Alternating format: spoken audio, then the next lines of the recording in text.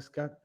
A very good day to all of you in Soccer We Trust YouTube fam who make this whole experience so special. We appreciate you. And we appreciate our super special guest today, National Soccer Hall of Famer Paul Caligiuri, who will be joining us. So after you hit like and subscribe, which helps us continue to bring in the big names, we're going to start the show.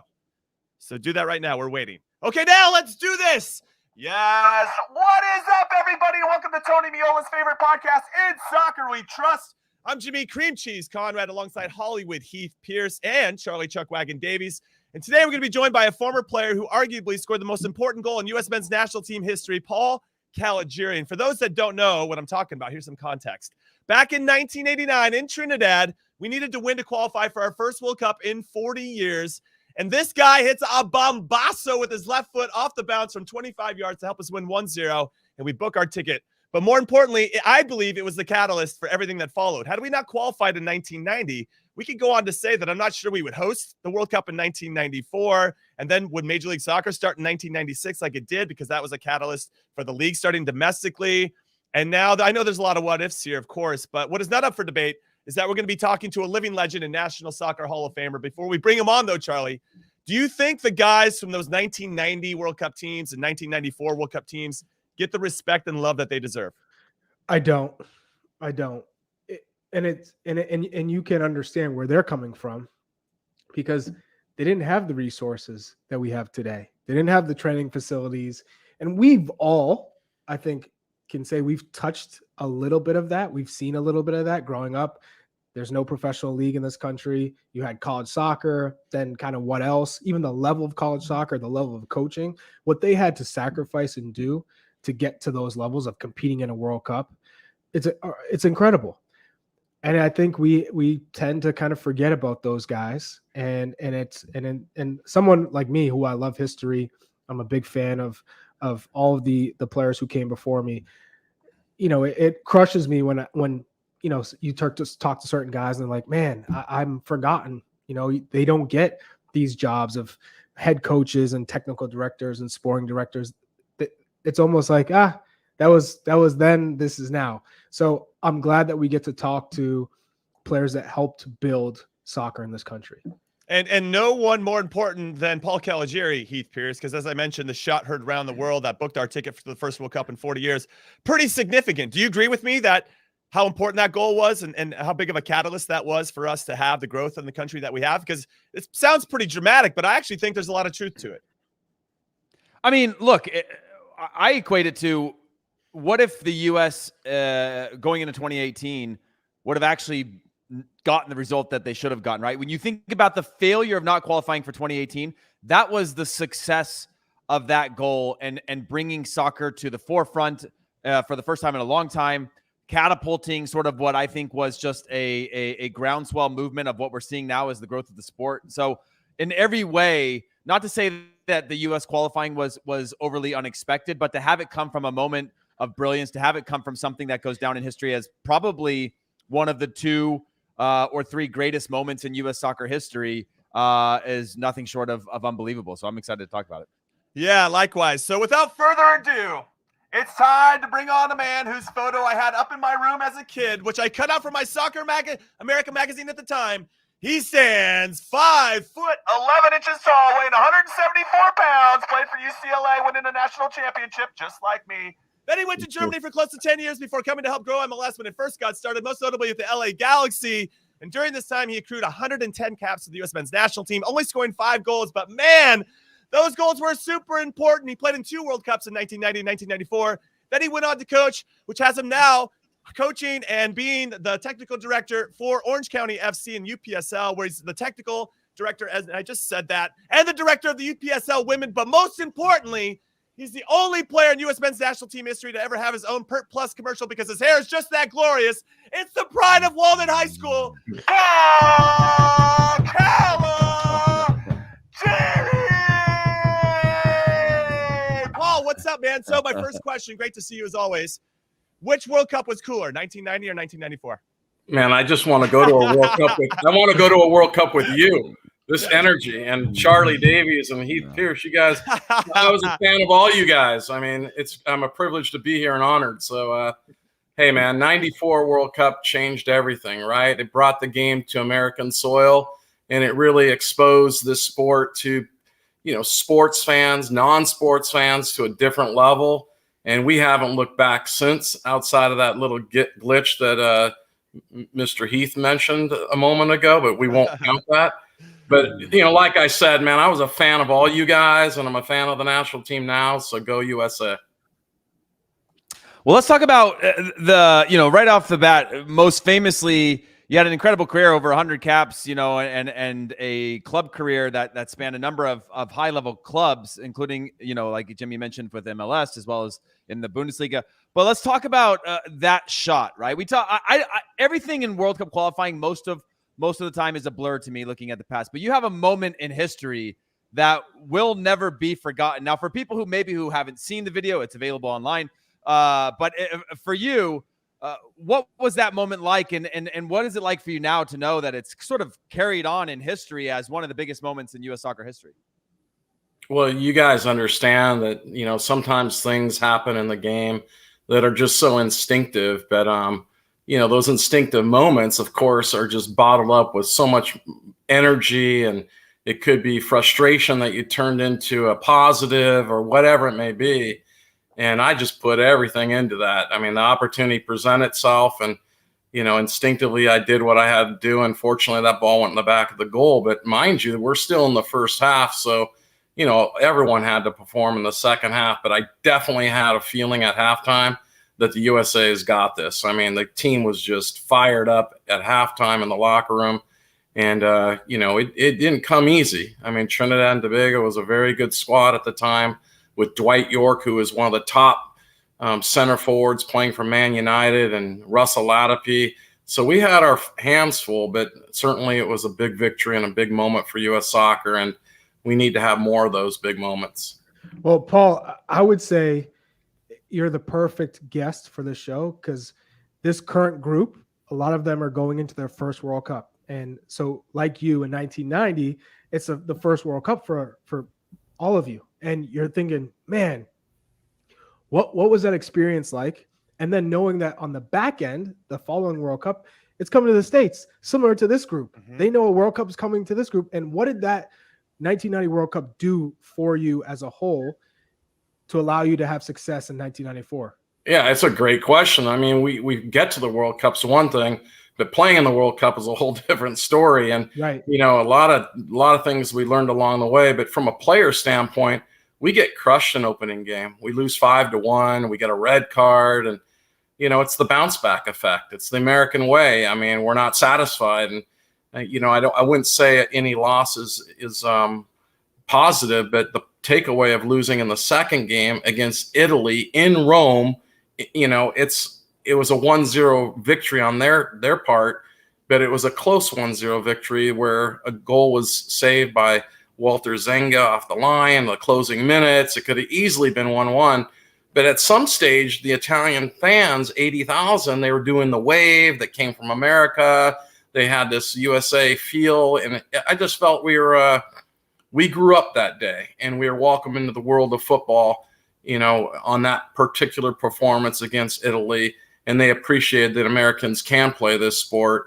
And certainly it gave us a huge boost to perform. And when you look at now the 2018 team that didn't qualify, and these guys are going into the 2022, I think they carry a little bit of edge with them. I mean, they're frustrated at the fact they didn't qualify.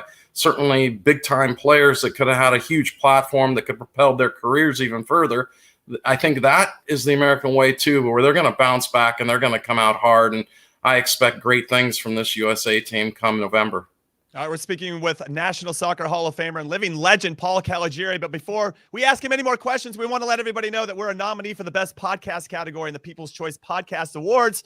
We appreciate everything that you guys do for us. And if you want to give us some love, help us put another trophy in our cabinet. We would love that, because we didn't win as many as we would like. Go to podcastawards.com/app/signup. Then toggle down the sports category, find In Soccer We Trust, hit that. The link is in the description. The QR code is also in the corner on the YouTubes, and we appreciate that. All right, Mr. Paul Caligiuri. So you had, as Heath has mentioned, and as I introduced you, you have had an incredible career. When you look at the development of the game in this particular country, and I know that you're actively involved with the UPSL, and that's where Orange County FC plays, and we're going to get into the nitty-gritty of what you're doing in a little bit, but what have you seen the most in terms of how fast we have developed and how fast that infrastructure has matured? Because I think that took a while. Even in early MLS, there was just nothing underneath it. I don't think people realized that when there was 10 teams in MLS, you had to make the 18-man roster, and that was it. There was no youth academy. There was no second team. There were no lower divisions, and that puts a lot of pressure, obviously. Good pressure in some capacity, but pressure in general that there wasn't a lot of spots. Now we have a system that's starting to grow and develop, and UPSL that you're working with is part of that. I think a vital cog in identifying players and passing them on. But what have you seen throughout your career that really maybe changed your mind that this sport is going to win a World Cup in my lifetime? I don't know if you believe that or not, but do you think that we will? And where did you see you as a catalyst? Well, I believe that you are the best podcaster. You got my vote, number one, and I do believe we'll see a World Cup champion in the future with the USA on the men's side, and kudos to the women that continue to win world championships. But I think that like you and everyone else at this stage, we hear this in 10 years, in the future, it's going to be like this. And, I back myself up a little bit with the first initiative, and was Project 40, right? Mm-hmm. And we put these things in 10-year increments, and Project 40 got us to a certain stage. And then you had this next project called Project 2010 that we're going to win the World Cup in 2010. And then, of course, the birth and development of the U.S. Soccer Developmental Academy that, did what it needed to do to provide more opportunities, more platforms, more coaching education, player education. And now you have a spinoff of MLS Next and then MLS Next Pro. But certainly it's about effort, right? And, these programs that were put in place takes a lot of effort, a lot of time, and it's all part of the incremental steps that we need to take to grow this sport. And certainly, as Charlie mentioned earlier, there's a slew of opportunities for players and development at this stage. And me working with the UPSL, and I have a team that's in the Final Four, and of course, focusing on the largest, most competitive semi-professional league in this country with over 400 teams. How do we launch women's soccer in that platform? And certainly, how do you get to a fall sport for women? Because everything was just geared towards in the past as just being simply, a summer sport for college players. So, being involved and immersed in it, I understand the effort and work it takes for these things to come to fruition. But certainly, we have a lot of Americans out there, a lot of people that are dedicating their time and energy either on the youth sector or the semi-pro sector, and ultimately also in the pro sector. So, it's definitely grown, and sometimes we don't really see where that growth is, and we don't really know what's going on behind the scenes. And it's super exciting to know, we get to see the final product. We get to cheer on our pro teams, we get to cheer on the national team programs, and certainly this year's going to be a very exciting year at the tail end with the World Cup coming around. Hey, Paul, I got a question just about UPSL in general. What role do you think it plays in terms of fan building at a local level? Everything for the longest time was like MLS or a comparison to MLS compared to the rest of the world. But how important is that sort of community-based building of clubs? And then also for player development, when I think about my own living, and still, if I had grown up in Modesto, even now, I'd still live outside the sort of umbrella of an MLS club or an elite club. How important is, I guess, the fan building element of that, as well as the player development aspect of UPSL? Yeah, that's a great question, because the fan development could work in multiple facets, either partnerships with the local pro teams of how do you integrate it there. But obviously, a lot of these semi-pro teams would like to get fans to come support them in the community level. So you can compare it to like minor league baseball. How do they survive? Of course, they have certain fundings, but in certain markets, it does very, very well. And it goes in the same with us and other markets. But basically, it comes down to facilities, right? I mean, we've had a lot of communities built throughout the country, and there hasn't been soccer fields or soccer complex planned. So, how do you go back and build these soccer facilities or get these soccer specific venues versus renting high school fields with football lines? And, the UPSL does a great job putting on an excellent product. And matter of fact, next week, the national finals will be played at the historic Crew Stadium. So you can see the commitment at that level. In terms of development, I mean, it's easy. I mean, you could have players looking to get a second chance that have tried out and try to make a pro team and didn't work out, that kind of get that same high quality competition. And then, of course, you have the younger players coming up. It could be anywhere from 16 years old upward, and now they're integrated playing with higher level players. I mean, we see this and we know this is what's integrated in terms of MLS and MLS academies, but this is doing it in masses across the nation, giving more people opportunities, not narrowing the bottleneck, it's expanding it. And we have players on my Orange County team at the age 16. And at times I've had players come in at 15 to try to get the speed of play, the touch, the thinking, etc. And they get picked up by the LA Galaxy Academy, or they get picked up by the LAFC Academy. And I feel like I'm doing my role, my job. But certainly we've seen the movement in the past year where we have several MLS U19 academies join our league. And they join our league specifically to give these 16, 17, 18-year-old players a higher level of play, other than when they just play against their own MLS academies, which we all know is costly because they have to travel throughout the nation to do that. So they get huge benefits there. So UPSL is super unique in terms of where it fits in the pyramid. And it's a higher level than college, but not quite the professional level. But I do believe there's teams and players out there that can compete against the professional teams. It's just a matter of resources and, touches on the ball, hours a day as you play, how many days you practice, etc. So the UPSL has grown because it's affordable, and it's literally got into corners of this country where for many, many years, U.S. Soccer has focused of trying to get into these communities. So certainly it's inspiring to be part of the UPSL. And my particular role is super challenging because I'm trying to build up the women's game and giving them equal opportunities. Can you give some of these listeners perspective on what it was like for you growing up and playing the game, and the different types of players and styles and the technique? And maybe there wasn't too much of a difference between, player one and player two, whereas now, as you see these young kids coming through, and there's a lot more different types of players and different types of ethnicities, and taking skills from, whether it's Europe or South America or African, and you could kind of see the differences and how that's kind of infused with the youth nowadays. Can you shed some light on that for some of the listeners so that they have an idea of what that it's amazing you asked that question, because you really get into literally a segment you could cover, if not a few series, because, throughout this country, now that I've been involved with the UPSL, I'm in touch with maybe 35 different states, different cities in different states are differently. So if you're in Miami, it's a little different demographics than if in Jacksonville, but certainly in California, you have a large Hispanic community, but and maybe in certain parts you have a country, you have different types of communities. But it's fascinating because you bring up a larger topic of the style of play, like the influences. How does it influence you growing up as a player? And of course, then how do we, on a bigger scale, find the American system, find the American way, find our talent? And I think that MLS academies, of course, and the leagues are doing a great job of kind of circumventing that as the players springboard into the national programs. But my influences, I kind of was just a goal scoring machine, believe it or not. But respect. Right. But I loved you, man. I mean, you're a great player, so you're exciting. But I actually,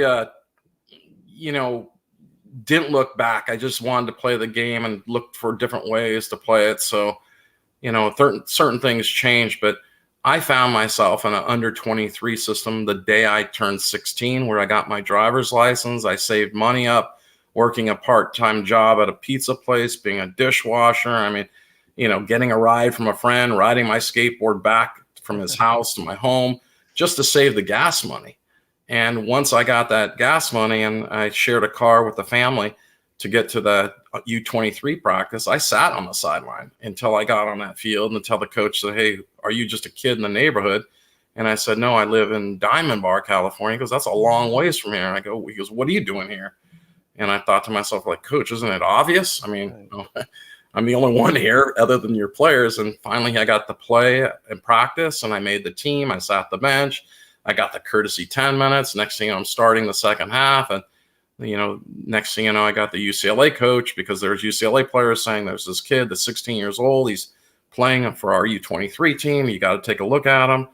But I was just focused every day on my own. I didn't have these resources. So if it's the hottest part of the day, I'm out running, I'm jogging, I'm finding those hills, whatever it's going to do to mentally, stimulate my brain of doing something, I'm going to do it. I put that extra work in, and you hear that. I could ask you, I could ask Jimmy, I could ask Heath.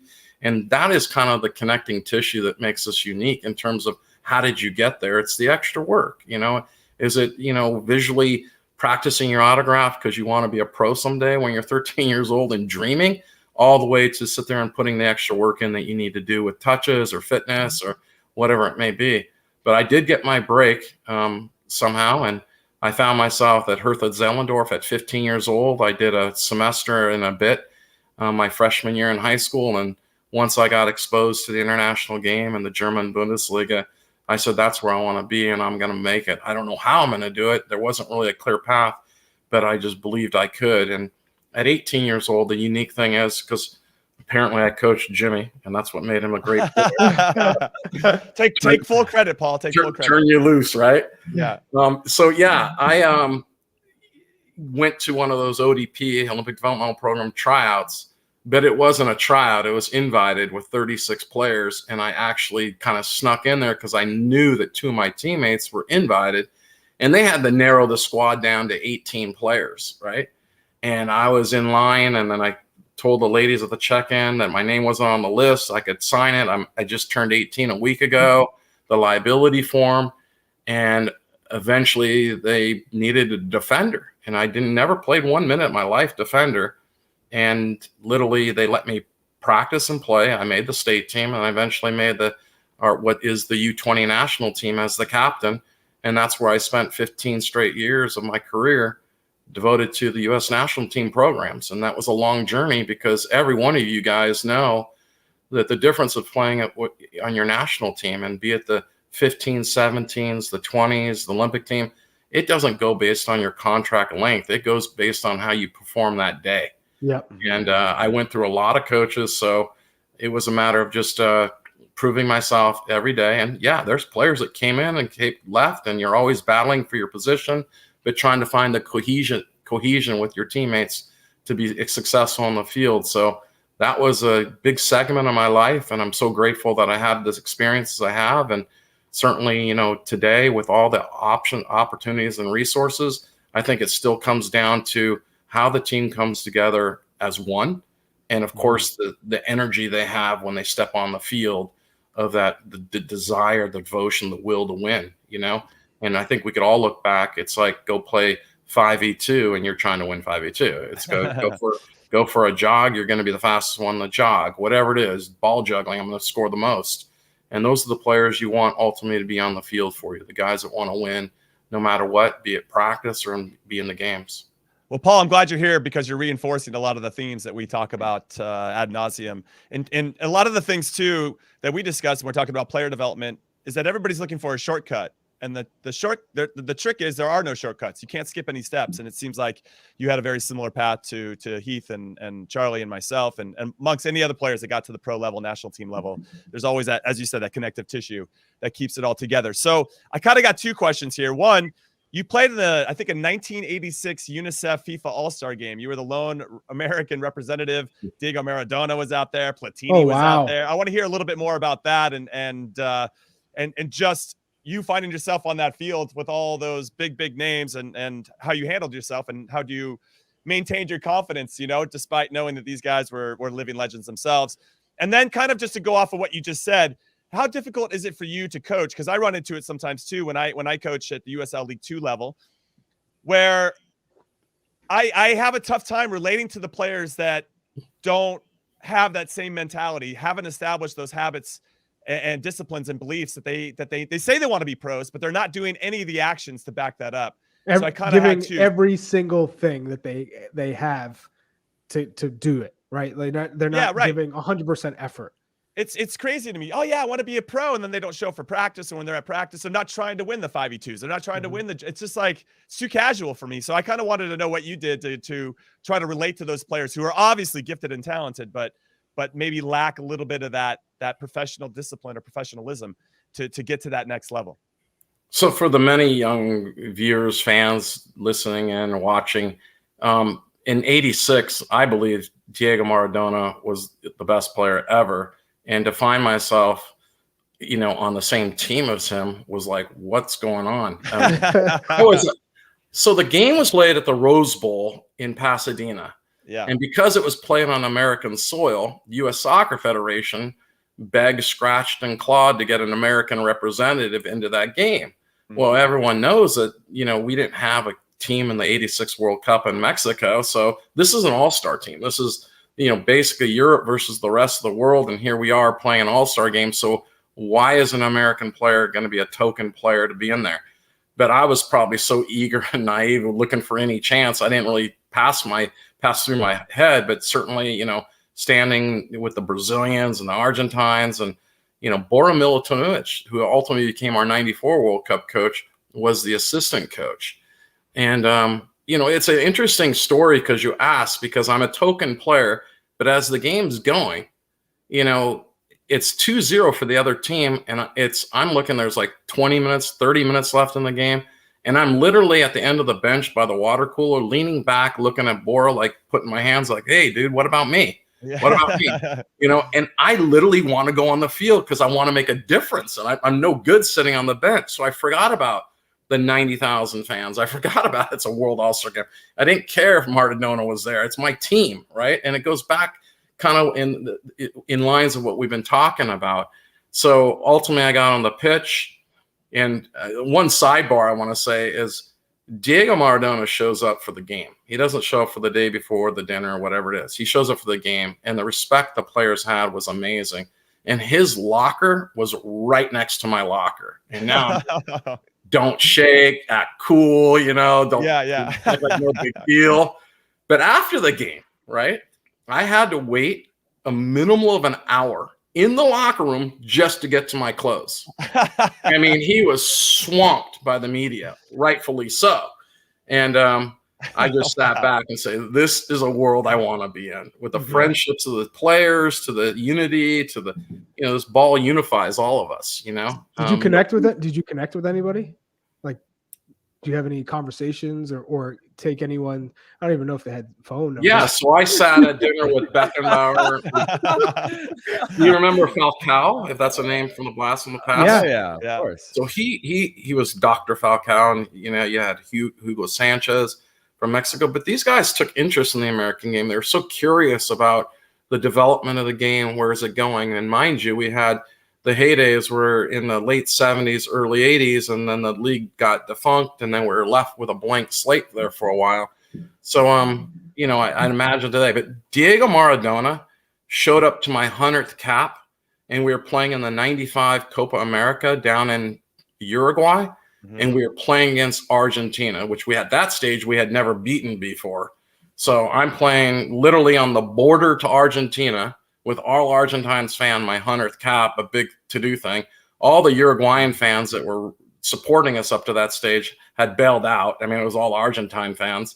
But Joe Max Moore, Kobe Jones, and Eric Winaldo lit it up, and we won 3-0. I mean, I can't have a better flashback in my career than my 100th cap was beating. That's amazing. After the game, we get this message like, someone wants to see you up in the press box, Paul. And I'm thinking like, well, whatever, who's up in the press box, right? And, we shower, you do whatever you got to do. And then you finally make it up there. And Marcelo Balboa is begging to go with me. Right. And I'm going, why does Marcelo want to go so bad up there to meet whoever? This is weird. I thought it was a delegation person. No offense to those delegates out there listening. But, I just want to get out there, get to the hotel and enjoy the victory. It's Diego Maradona. So this guy remembered me from 1986 and all the way to my 100th cap in '95. Yeah, it's Argentina versus USA. It's close to the border. It's convenient.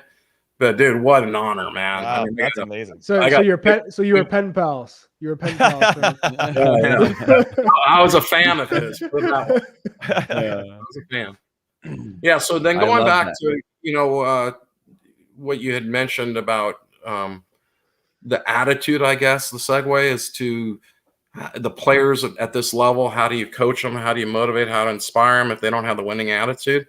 I think the competition and the winning attitude, when you talk about 100%, every one of us could say, well, what does that mean? Literally, because if you're striving for 100%, which we all did to get to where we got to represent our country, play professionally, where does that 100% end? It doesn't end. It doesn't end until you hang up the boots, right? So you're striving and driving for this 100% all the time, which you don't have. There's no ceiling to that. So when we start coaching at this level and there's players bitter that it happened to them or whatever, you have to believe in second and sometimes third chances. And that's kind of what I've learned at this level with these players. They're human beings, and we're dealing with their passion and their love for the game. And if I could just kind of steer them in the right direction of what that means and take their heart and mind and blend it together, then I've made some improvements. So, I think I've done a good job in the past few years because my team has been successful, playing in the US Open Cup, reaching the 4th round, knocking out a couple of teams along the way that are professional level, to getting to the final UPSL finals, which is the Final Four in Columbus out of 400 teams. It's consistent, from the past 4 years of the levels we reach. So I do believe in second and third chances, and I can't even begin to tell you, how patient you got to be or frustrated and, dealing with these young adults' lives, right? Well, I'll tell you one thing, Paul. You had the ultimate flex in history on this show. Jimmy loves to flex. Heath loves to flex. Okay, You just said Diego Maradona came to your 100th cap game and waiting for you after the game. That's the biggest flex of all time. All time. You tell that to any youth player, they won't need a third chance. Right. They don't get a third chance. They won't need a third chance. Second chance, right there. I'll send Jimmy a picture, huh? Yeah, that'd be amazing. There's no room on your Hall of Fame wall there, man. You know what? I'll make room for that, Paul. I'll make room for that. Move the VAR. Yeah, there you go. Hey, Paul, when you were a young guy dreaming about making it as a professional soccer player, and it's something that I like to talk about with the different generations of players. Of now we have this young crop of players that are probably equally. You go back to 2018, equally club and country, right? And that's a generational shift. When I grew up, it was like ODP. All I knew of was like national team, Olympics. And then we had Fox Sports World where you had like some games on, like the 30-minute games, whatever like that. But I never really dreamed. Growing up, I didn't have a club or players necessarily that I looked up to other than MLS, the U.S. national team guys and things like that. I used to try to do my hair like Kobe Jones, which turns out not supposed to do that. But I was a kid and I looked up to him and I really wanted to be him. Well, for you, what was your dream when you were a kid? Was it the national team? Was it ODP? I mean, what was your ecosystem that allowed you to strive for something? Because you talk about Maradona, but when I was young, I knew of him, but I didn't have access to him like kids have now. You can watch anything, see everything. What was the motivator? What were your dreams that got you to where you eventually were successful? I think the biggest moment I could reflect back onto was when I was around 11, 12 years old, and I went to LA Aztecs versus the New York Cosmos game. And outside the Rose Bowl, they had this event where you could shoot and score. And if you score enough, you're going to get selected to be a ball boy. And I was so intrigued by that. The guy basically told me, like, hey, kid, don't come back anymore. I go, what do you mean? He goes, you're already a ball boy. Because I kept going back to the line, doing it again, back to the line, doing it again. And the reason why I wanted to be a ball boy is because I wanted to be close to the action on the field so I could hear the players. Even if you're first row, a few rows up, you have this sense of what are they saying? What are they talking? I realized the speed of play was phenomenal when you're down at the field level. And I heard them speaking multiple languages that didn't make sense to me. And then that kind of I'm getting to what inspired me the most. It was the fact that there was only one or two courtesy American players. That was the rule. You had to have an American player on the field out of 11 players. And I was young, but I went back going, why is that, right? And then my goal and dream was always to improve and change American soccer forever, let the world show the world that Americans can play this game. And, that nothing was scripted from that point on. It was just, that's what drove me. That was my dream. And then, of course, when I got exposed, going on a trip to overseas to Norway, playing in a tournament, and, another few weeks down in Germany with the youth club that I had, I got asked to return and go back there for 7 months, and I did so. Then I never looked back. I mean, I'm 14, 15 years old, being exposed to the international game and the level that was there. This is the day of no internet, no cell phones, so homesick set in real quick, but I committed to the 7 months, and I came back home, and I had to figure out my pathway, and it all worked out, going to UCLA and then signing in Germany and coming back for the MLS. So it's been a great journey. Well, you touched on MLS. You were there from the very beginning. You look at it now. Are you shocked or surprised? Because now it seems like we're almost getting to a level where, Premier League players aren't necessarily on the top, the big six. They're looking at MLS. Gareth Bale is a perfect example of a player who's at the top of the top, mountaintop. Real Madrid has being regarded as one of the best players in the world, has a number of clubs interested in him, and he chooses MLS and LAFC. When you see that, what does that mean to you that you helped build this league? And what were some of those bright moments when you look back at your time in MLS? Well, I'm in awe. I mean, I look at, number one, these soccer stadiums are soccer specific. And then, of course, they're packed. And you have fans have, everything from tattoos on their arms supporting their local team to the flag waving. But that alone, just the enthusiasm of the fans and the excitement, it gives you, goosebumps. I mean, it's phenomenal. So I love seeing that. And certainly I feel that I had a contribution into it. But there's a lot of hard work that goes into that, with all the planning and details and the financial investments. And I just hope we could continue to grow this game. One of the things I see, and I've been able to, I coached in the college. I had a youth club. I did the whole U.S. Soccer Developmental Academy. And, kind of like this is my final spoke in the wheel when I'm focusing on the semi-pro level. And I was on the board of directors. So the kind of this roundabout education since my retirement, I see that, is it a plan that the actual pro team or the actual U19s, the U17s, the academy teams are simulating how the pro teams play? And the easiest way I could give that is there's no disruption in terms of the Bundesliga. You're playing in their academy structure. You're being groomed for their, reserve level up to their first team. And it's very similar system. Take the Dutch system that everyone talks about. It's 4-3-3. It's very similar. But when I look at these academies, and they're great players and great structure, and they're going through all the rigorous of education development. But sometimes I watch the games at the end of the day at the pro level in Major League Soccer, and I don't see necessarily those teams representing or resembling, or vice versa, the U19 academy resembling how they play on the field for MLS. But then you got to ask yourself, is that all important? Because you stick a guy like a Messi on the field, everything changes in terms of tactics. I mean, what position does he play? Does he play the right, left, middle? So I just think about those integral things of where this game's going to go in terms of development. But certainly it has captured the fan base. And that's the most important thing. And I think it had a lot to do with identification with these stadiums. Now, I want to start or end our conversation with some thank yous. First, thank you for your time, Paul Caligiuri.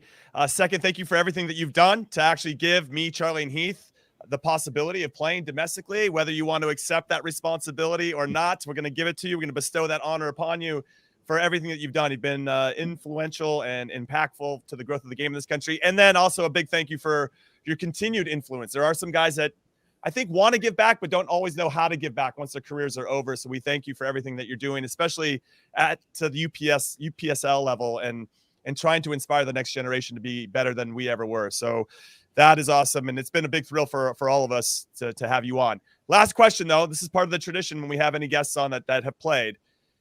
What is the best jersey swap that you ever made during your career? And since you've already done the ultimate flex of having Diego Maradona be at your 100th cap, I don't know if you could maybe top don't you that. dare tell me you have a Maradona jerseys. who's the best jersey you've ever swapped with in your career? You know, in my last year, I went around trying to get guys that I played with their jerseys. And I think those are most precious to me. You know, my former teammates, national team.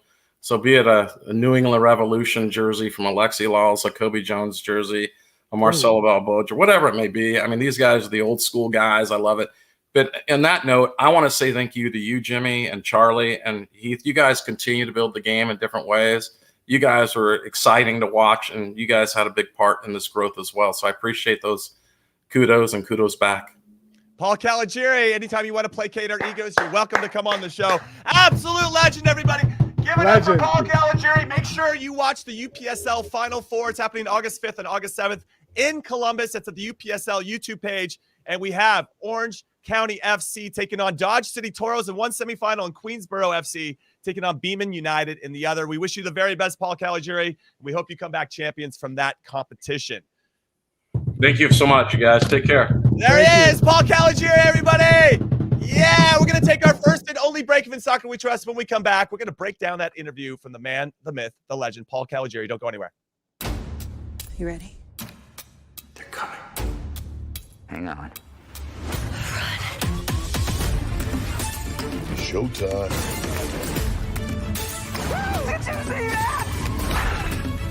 I won't sleep until he's in the ground.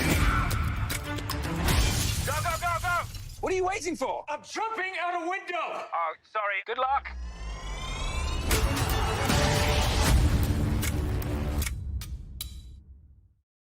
Welcome back to In Soccer We Trust. I'm Jimmy Conrad alongside Charlie Davies and Heath Pearce, and we are going to discuss the Open Cup semifinals. It's done. It's dusted. The final on September 7th is going to be between Orlando City and Sac Republic. Ooh, I was wrong. I was way off. To get to a final since 2008. So that is very, very exciting. Of course, we're going to have to kind of recap that interview. Heath, I'll start with you. Amazing to hear from Paul Caligiuri and just his insight and his drive as a player and how that's inspired him to keep those same habits and disciplines into his second career as a coach and mentor for the next generation. Yeah, it's interesting because I for me, I'm generalizing generations a little bit, but there's just a level of gratitude that he has for the game and what the game's given him and the opportunities that he has and the impact that he's now able to have on the next generation that I find really refreshing. So often there is very much and we all go through it when you retire of like, no, the game owes me for what I did for the game, right?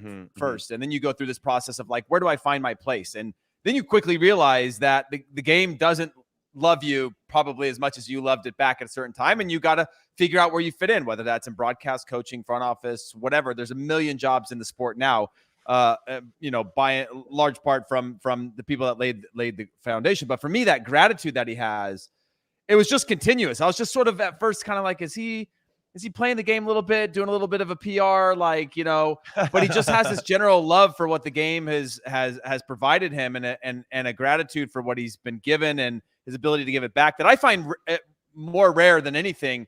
Just to hear his tone towards everything was just really great. And to have more people like that, we talk about coaching education, the future of the sport, more people that leave the game and come back with that type of attitude of, hey, it gave me everything. Now I need to instill this on the next generation. The way better off we're going to be as opposed to being like the game should be thankful that if I have any part to do with it once I retire. No, that's a great response to my question. And it makes me wish we had more time to speak with him because I feel like he's got so much to offer and so much insight that if we got into the specifics of some of the things we were asking, I think it would be a fun adventure to go on with him. Charlie, anything stand out for you in that interview with Mr. Paul Caligiuri? Well, outside of the hard work and determination just to get his foot in the door, and you touched on it, Jimmy, sometimes you're just like, where's that fire? Are you doing absolute everything in your power to make things happen? Are you giving yourself the best possible chance at a successful professional career? And, if you have to ask that question, then the answer is no.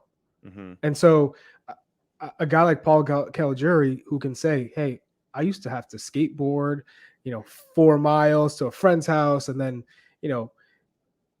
hitch rides. We hear those stories in and out from different athletes at certain points of their career. But I mean, this is a guy who really had to like grind to get an opportunity because soccer just wasn't big in this country. And there were no resources, there were no academies, there were no MLS clubs. So it's incredible to hear his story, and then the relationship that he built with Maradona, which is also kind of unbelievable. Like, really, I was waiting for him to say, yeah. Also, with the Cosmos, when I'd go watch, I got Pele, and then we were pen pals as well, and then I got his jersey. But he's a great guy, and Heath, you also touched on it. Is a lot of the guys in that generation, they just have like anger because they feel like forgotten. They feel like they aren't reaping any of the benefits because people like Charlie are living in a mega mansion, overlooking his yacht and water. Yeah, so it's good to see him positive and still like interested in the game and giving back as well. No, I'm excited to actually watch the UPSL Final Four now. I was aware of it but didn't really know, and now that we kind of have somebody to cheer for, right? I mean, then I think that's part of it. You finally have a vested interest. I'm very curious to see how his team does, and I wish them the very best. They haven't lost a game away from home all season, so I'd like to think they're favorites. I didn't want to jinx them or put any pressure on them. But speaking about that, let's get into the U.S. Open Cup, another one-off competition. We had the first part of our Final Four last night. Orlando City went down 1-0 to the Red Bulls and came back and scored 5 goals unanswered. And they had a terrific second half in particular, and they get to host the final on September 7th. That is a big deal for that club. Both of those clubs, New York and Orlando, have never won an Open Cup before. New York had been to a final, but had lost in 2017 to my Kansas City Wizards, Sporting Kansas City. Sporting Kansas City went to Sacramento last night. I was there for the game, and Kansas City had plenty of opportunities, but their penchant this season is not to finish those opportunities, and that reared its head once again. Sac Republic, very heroic defending, good goalkeeping, made all the right saves, and did what they had to do. Ended up winning in penalties. 5-4. There was only one miss. Graham Zusi missed for Sporting Kansas City, and Sac Republic booked their ticket, the first non-MLS club to be in the final since 2008. So both home teams did the business. I believe I got that right, Charlie, or excuse me, Heath, because you came on and said that you had, who'd you have? You had somebody else. Yeah, I had New York and Sacramento going through.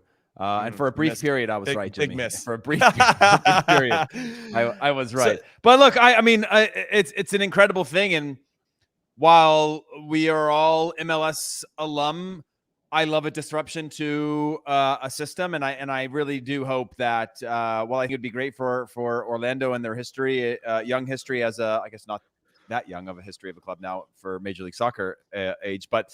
I'm all in on Sacramento, Jimmy. You and I need to figure out a way to get on that charter plane to the East Coast when that game happens.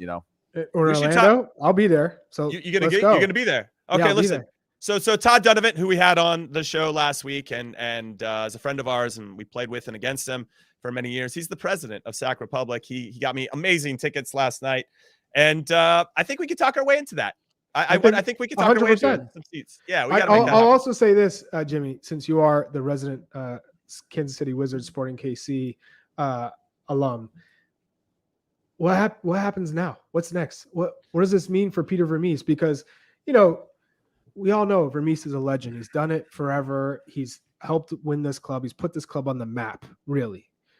But there always comes a point where you need to change things up. You need to switch things. Is this the moment where you say they looked kind of like lifeless? It was all like individuals. They had no heart. And sport, being Kansas City, it was always about heart. That was at the minimum, especially playing under Vermees. Maybe the game didn't go well, but you were giving your heart.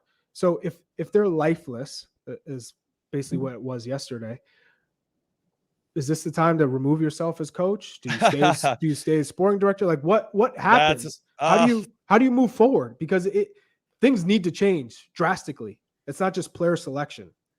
He's so entrenched in the system, and maybe that was on purpose. I know that at the end of his career, he at Kansas City, very similar to what we were just talking about former players having a bit of a chip on their shoulder. He got treated and discarded, like a piece of cattle, right? He didn't get maybe the respect and love on the way out. And when we look back at all of our ends of our careers or any of our friends, it never really goes the way that you want. You're not going to have, I always think about Michael Jordan ending his career on winning the NBA championship. And even he had to come back and like sour the end of his career by playing with the Washington Wizards. Like he even couldn't help himself. And he had to figure out a way to like have the best ending of a career of all time to still coming out of retirement to make sure he had a crappy ending like the rest of us.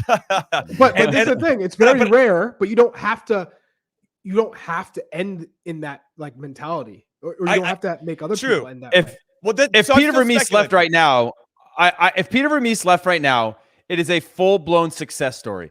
And it is really hard to turn it around and get back to like define what success is before you leave, right? Is it making the playoffs next year? Is that, I mean, if anything, you can easily transition him into a consultant role, the old Manchester United thing. We just, kind of ease somebody out or some sort of something to the club to continue it. Because I think he's an important part of that, but hand it off to the next person that can take the reins, that sees it differently. And anybody knows when you are deep inside of anything, whether it's creating content, Charlie writing articles, whatever, it is really hard to take yourself out of that and look at it holistically and see it from a perspective that's sometimes much needed to provide some other things. You're deep on the inside and, you're continuing to go forward. It's like old military tactic type things of why the generals or whatever would always stay back and not be stuck in the middle of all those things to be able to sort of navigate that. And I think that's an important factor within with the next generation of fan bases, results, success for the club, all that sort of stuff. I should have started there. The whole thing will be successful. I was there during the lean years. I was there with at Arrowhead. Then we went to Community America Ballpark, the minor league baseball stadium. And the main driver to get the owners to understand what it would mean and what it would take to be considered a top club in this country was to build a world-class facility. Their stadium's amazing. To get a practice facility that is of the standard that's necessary. And really, instead of just being the ones that are kind of doing the status quo, actually pushing the owners to invest, to be the ones that are the benchmark. They're the ones that are setting the precedent of what this should look like. I mean, the guys that designed Kansas City's stadium went on to design Minnesota United's, which is another amazing stadium. Like they continue to be trendsetters as opposed to followers. And that's a big credit to Peter Vermees for getting the owners to buy into that and to invest in their youth academy in a meaningful way, which produced Eric Palmer Brown, was like their first big name. And all of a sudden, Sporting Kansas City's being linked with Juventus around the world and transfer gossip and all that type of stuff. And that's when the owners really started to, okay, so we can sell this guy for a couple million and that will fund our academy. And we get to be kind of part of this global conversation. I know there was a couple of those aha moments for the owners, and then their buy-in was complete. So the owner, Cliff Illig, came out recently, maybe 2 weeks ago, saying we have Peter Vermees' back. He's not going anywhere. I get the sense that Vermees is going to have, next year will be his make or break year. This year, there's injuries to Polito and Kinda and some DPs that they were relying on. And the team just kind of stifled an attack. They're not very dynamic. And so I think they become a little bit predictable. And then it puts so much pressure on the defense to have to be perfect every game. And their defense isn't good enough to be perfect every game. So that's where they're running into some issues. I think he's got one more season and then something has to give, because if it continues in the same vein, then to your guys' point, like something has to change. But because he's been so entrenched, I think he's got to fire himself ultimately. I don't know if he has the wherewithal, to your point, Heath, about kind of being so far in it to do that. But man, the facility out there now, which they share with USSR, is unbelievable. I was there last week. I walked around going, I can't believe this is real. I walked in, they've got a couple of chefs on location. They're like, yeah, what do you want? You fill out this thing, they get it. And then once you're done, you fill out like this whole other sheet about what you want for lunch. It's personally made. Incredible. It's unbelievable. I used to change out of the back of my trunk for practice, when this is insane. So yes, the game has gone and developed very quickly, especially in Kansas City. And that's a credit to Peter Vermees. But then what? And this is what we're talking about. You got to rip off the Band-Aid. You're going to have to break up with your longtime girlfriend. You got to get divorced from this very important marriage or whatever it is that you've had. And how do you do that? And when do you do that? And I think that's the big question mark that's facing Kansas City right now. And it's going to face other clubs in the future. I mean, Ben Olsen was there with DC United not too long ago. And I don't know who wants to jump in here, but go for it. Anybody? Anything to add? There's just so many, it was like the time when you asked Paul Caligiuri one question, but it was two questions. And it was like, and then, I didn't know if it was going to come back around. You know what? Let's do this. It's got to be a homegrown, right? It's got to be like a homegrown Sporting Kansas City player, right? So if I'm thinking of players who could step in and be the head coach, if Peter Vermees was to remove himself from that position, right? It's Davy Arno is one, Benny Philhaber is one, yourself possibly is one. Thank you. Josh Wolf. Josh Wolf, Kerry Savagnin, but I feel like He's already on the staff. He's kind of more the same. so Paulo it'd have to be- Nagamura. Iko Para. Yeah. He's assisting Benny Feilhaber. Okay. So I mean that to me looks like you Maybe the you've path got some forward. choices. Yeah. All right. Josh All right. Wolf. Okay. All right. Josh Wolf's a good one. He's been doing really well with Austin. Final thoughts then. Heath, I'll come to you. Anything about Paul Caligiuri? Any Open Cup stuff? Who do you think your early favorite is to win that one? I kind of leaning towards Orlando because they're hosting it and they haven't lost yet in this competition. And then obviously we have a big podcast again tomorrow. We're kicking off at 10 a.m. Pacific, 1 p.m. Eastern. Do not miss it. We're going to break down some of the big news for certain players in the U.S. men's national team player pool and how they're performing. Maybe we'll even talk about Chris Richards going to Crystal Palace now that it has been officially noted. Heath, you go first. Final thoughts. No, just that again. Paul was great, and when I think about, so often we talk about player development and accessibility to clubs and professional environments, which is great. But when you think beyond the ecosystem, which we would probably call, you have ECNL, but you'd probably call MLS academies, MLS Next Pro, that sort of ecosystem. It's good to know that there's people that are educated and dedicating their time to other things, and that's going to have to happen 1,000-fold if we ever actually want to win a World Cup, because you're going to need better coaches in more locations and not just through traditional pipelines that are going to develop those. So yeah, I'm really excited about the future of what that looks like, knowing that there's people like Paul that are mentoring others, both at a local and national level. Yeah, I'm excited to see kind of how UPSL continues to integrate with the rest of the pyramid ultimately, because I think what we've seen, Charlie, is that there are, and if you want to bake this into your final thoughts, it doesn't always feel like everybody's rowing the boat in the same direction. So hopefully Paul, with his attitude and his positivity, can help maybe mend some of those fences so we can continue to do that. No, you can just say my final thought for me. It's fine. That's not what you were going to say. You weren't going to say that. Oh, Charlie, this has been fun, man. I like a little attack on Jimmy once in a while from both angles. Is a solid one, It's got to go around, Unbelievable. Hey, all right, everybody, then fine. awesome. Do you want a final thought? No final thought for No Charlie. final thought. Let's go This is tomorrow. the end of In Soccer We Trust. This is the end of In Soccer We Trust. Thank you for listening and watching. As always, continue to hit like and subscribe. Drop us 5-star reviews anywhere you get the chance. And, of course, vote for us at the Podcast Awards, podcastawards.com/app/sign up. And make that happen. Go to sports, go to In Soccer We Trust, and give us another trophy in our cabinet. We appreciate you guys. We'll see you tomorrow. Thanks for watching.